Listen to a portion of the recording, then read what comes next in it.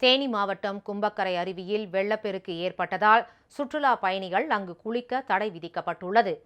தேனி, திண்டுக்கல் உள்ளிட்ட மாவட்டங்களில் கனமழை பெய்துள்ளது. திண்டுக்கல் மாவட்டம் செட்டிப்பட்டி, புதுச்சத்திரம் பகுதிகளில் சூறைக்காற்றுடன் கனமழை கொட்டி தீர்த்தது. காற்றின் வேகத்திற்கு தாக்கு பிடிக்க முடியாமல் மரங்கள் சாய்ந்தன.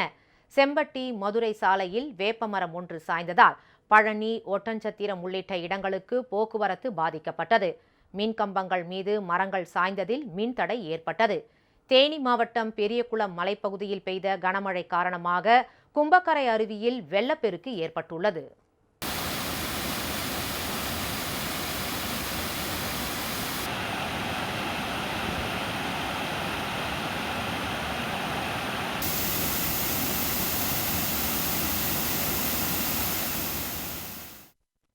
வெள்ளப்பெருக்கு குறையும் வரை கும்பக்கரை அருவியில் சுற்றுலா பயணிகள் குளிக்க தடை விதிக்கப்படுவதாக வனத்துறை அறிவித்துள்ளது.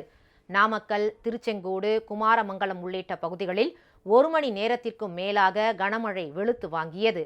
திருச்செங்கோடு பகுதியில் பெய்த கனமழை காரணமாக ஊர்திகள் முகப்பு விளக்குகளை எரியவிட்டபடி சென்றன. பட்டுக்கோட்டை அருகே வீரக்குறிச்சி பகுதியில் கனமழை பெய்தது. இதனால் அங்குள்ள அந்தோணியார் கோவில் விழாவுக்கு வந்திருந்த பக்தர்கள் மழையில் நனைந்தபடி வழிபாடு செய்தனர். கரூர், ராணிப்பேட்டை, திருவண்ணாமலை உள்ளிட்ட மாவட்டங்களிலும் கனமழை பெய்துள்ளது.